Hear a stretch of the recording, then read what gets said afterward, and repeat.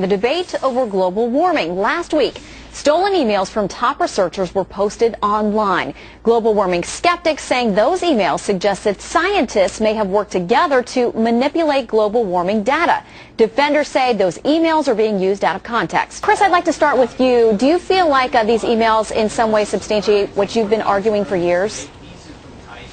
That's precisely what they are. They're being miscast as revelations. In fact, they are all affirmations, none out of context, all posted in full context, including entire email threads, affirming the specifics of the actions that we have been describing, including falsifying data, including falsifying the data of the entire premise for the IPCC process, the Kyoto Treaty, the Kyoto II Treaty, cap and trade, EPA's actions, and so on, all of which, for the U.S. perspective, must be stayed until the truth is outed here. We do need an investigation. If this is only possibly being taken out of context and there is some discretion over what they might mean, in fact, they are affirming everything a lot of people, including many, many scientists, including some in the refereed literature, have been making quite clear for years is going on. And it's very, kind of ironic that they come out with this now, right before the Copenhagen meetings next month. And, I think it's trying to affect something or affect some sort of progress that may be made at that meeting next month. Well, Howard, some of these emails go back to 1996, and the folks who are upset about how this has turned out say that's just the attitude they're worried about, the fact that anybody who is a skeptic or takes issue with the global warming community is sort of sidelined and said, well, there's only a few people who believe this, and they say they've been shut out of being able to publish articles and take things to various conferences, those kinds of things. Are you saying, it's a smaller group that's being represented, or it's just not true? I'm saying it's probably a very, very small group of scientists relative to those that are saying that it is actually occurring.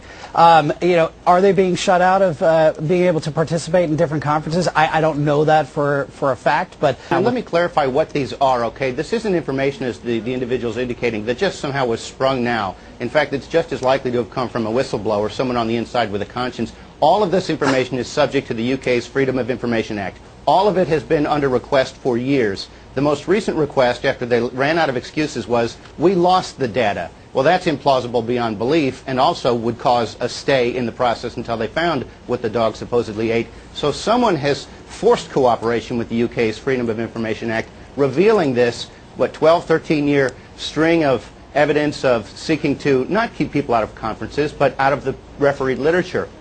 Well, I think after 12... Not basic, not just sort of random marginal results, but the premise, this hockey stick. They talked about hiding the decline in temperatures of the last half of the last century. That's not what other people are just saying, yes, I found that too. But Chris, it seems to me after 12 years of data... Only at the margins people are disagreeing, but they disagree according to their own words, and now they can't deny it anymore. Well, after 12 years of data, the Wall Street Journal, the best that they can come up with in the Wall Street Journal is that some guy did a magic trick on some of the climate numbers. Should they just go away? I mean, should their voice be silenced in this debate just because you say that most people now generally accept that there's global warming and it's man-made? Absolutely not. I don't think that they should go away. I think science should have no bias at all, but the fact is that they're pissed off because their voice isn't being heard because it's not credible. I mean, after a while, you got to go, well, look, these guys are wrong, and, this is... If science should go on, Howard, shouldn't these people be removed from the process? Can you at least stipulate to that? Should who be removed from the process? If not, this is a religion because nothing can disprove it and everything's acceptable. No, and I happen to agree. I think that, these people have a voice that should be heard, but, I mean, the fact is that you can't blame them because people aren't listening because it's not true. Falsifying data be taken out of the process? Should the people, having proven now, falsified the data, be taken out of the process? The people who falsified the data... If it is without question proven that they falsified some sort of data at that university in England, then yes, maybe that person should be removed. So we need an investigation. Howard and I agree we need an investigation. Yeah, I absolutely agree. I mean, if there should be some investigation. Look, if they broke the law or they're hiding something, then that is wrong. But the fact is that I think what they've picked out of this... They broke the law. They describe how to break the law. All right, Chris, let me ask you this, though.